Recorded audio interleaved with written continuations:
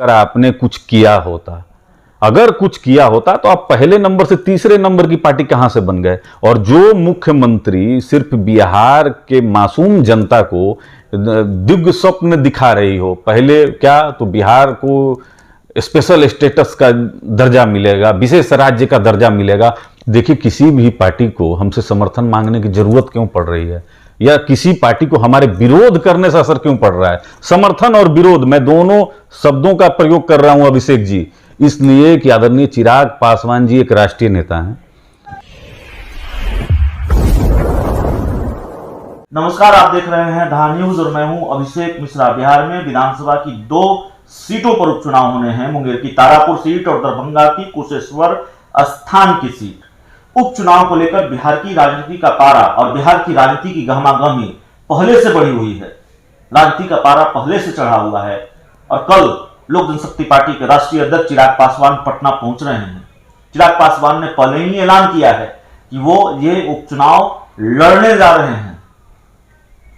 सवाल यह भी है, बीजेपी के साथ मिलकर फिर कोई खेल करेंगे चिराग पासवान जेडीयू को हराने के लिए। और सवाल यह भी है कि आखिर चिराग पासवान का प्लान क्या है।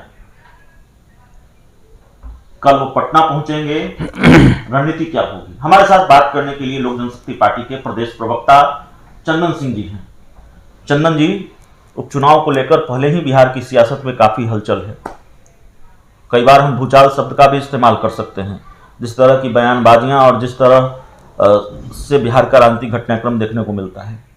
अब आपकी पार्टी ने चुनाव लड़ने का ऐलान किया है, आपकी पार्टी के राष्ट्रीय अध्यक्ष ने चुनाव लड़ने का ऐलान किया है और चिराग जी कल खुद पटना पहुंच रहे हैं। क्या तस्वीर होगी? देखिए, हमारे राष्ट्रीय अध्यक्ष जी ने पहले ही स्पष्ट कर दिया है कि हम दोनों उपचुनाव को लड़ेंगे। देखिए, नीतीश कुमार जी के साथ निश्चय से हम नहीं मानते हैं कि बिहार का विकास होगा।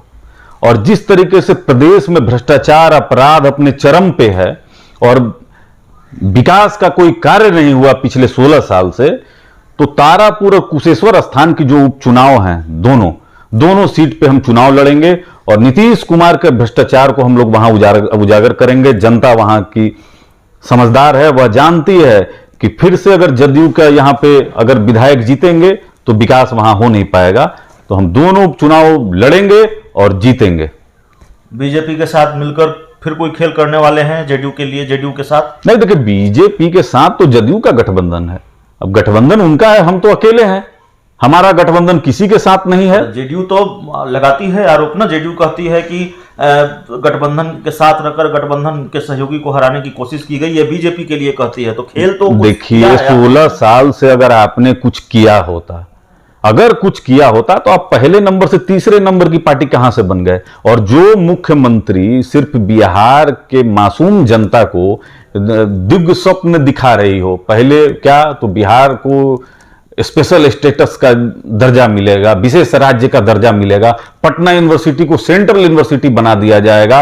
अब एक जातीय जनगणना, अब तो जातीय जनगणना का वो डेलीगेशन को भी आपने देखा, हमको 25 लाख मत मिले थे, बिहार की जनता ने दी थी, 6% वो मत होते हैं। क्यों नहीं हमको उस डेलीगेशन में रखा गया? आप हमको बता रहे हैं कि यह विधान परिषद और विधानसभा से सर्वसम्मति से पास हुआ। तो हमारे भी उस समय विधायक थे, श्री राजू तिवारी जी उसमें वोटिंग किए थे। तो आपने हमको तो साथ में ले जाना माननीय प्रधानमंत्री जी के समक्ष उचित नहीं समझा। तो आपने जो विकास किया, क्या हुआ? आपकी सहयोगी है ना बीजेपी, आपके तो बात को कोई बात आपके तीनों मांग को आप खारिज कर जा रहे हैं।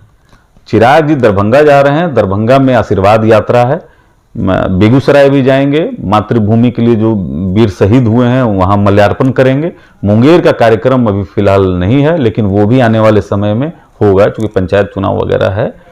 तो कार्यक्रम उनका दरभंगा का है। एक आखिरी सवाल है हमारा कि आरजेडी के बड़े नेता हैं, पार्टी के महासचिव हैं श्याम रजक, वो 12 जनपद, दिल्ली के 12 जनपद में चिराग पासवान के घर जाकर मुलाकात करते हैं 2 दिन पहले। और इस मुलाकात के अगले दिन मीडिया रिपोर्ट्स के हवाले से ये खबर सामने आती है, ये जानकारी सामने आती है कि श्याम रजक का ये बयान है कि चिराग पासवान से उन्होंने समर्थन मांगा है। उन्होंने कहा है कि चिराग पासवान को महागठबंधन का समर्थन करना चाहिए उपचुनाव में। देखिए, किसी भी पार्टी को हमसे समर्थन मांगने की जरूरत क्यों पड़ रही है, या किसी पार्टी को हमारे विरोध करने से असर क्यों पड़ रहा है? समर्थन और विरोध, मैं दोनों शब्दों का प्रयोग कर रहा हूं अभिषेक जी, इसलिए कि आदरणीय चिराग पासवान जी एक राष्ट्रीय नेता हैं और बिहार की जो जनता है वह देख रही है कि बिहार फर्स्ट और बिहारी फर्स्ट से ही बिहार का विकास हो सकता है।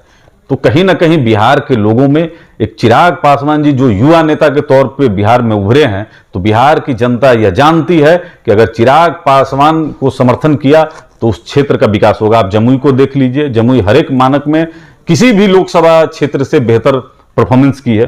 तो आदरणीय चिराग पासवान जी में नेतृत्व क्षमता बहुत जबरदस्त है, इसीलिए आदरणीय श्याम रजक जी भी उनसे समर्थन मांगने के लिए मजबूर हुए और माननीय मुख्यमंत्री जो नीतीश कुमार जी हैं हमारे विरोध से घबराए हुए हैं। जदयू लोक जनशक्ति पार्टी से घबराई हुई है कि कहीं यह दोनों उपचुनाव लोक जनशक्ति पार्टी फिर उनको ना हरा दे।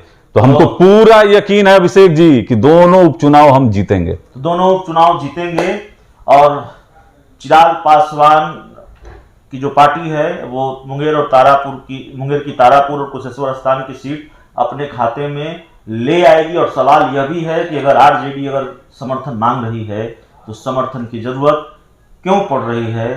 चिराग पासवान का असर है, चिराग पासवान का प्रभाव है बिहार की राजनीति में, बिहार के मतदाताओं में। यह दावा है लोक जनशक्ति पार्टी के प्रवक्ता चंदन सिंह जी का। इस रिपोर्ट में इतना ही, इस इंटरव्यू में इतना ही। बहुत बहुत धन्यवाद।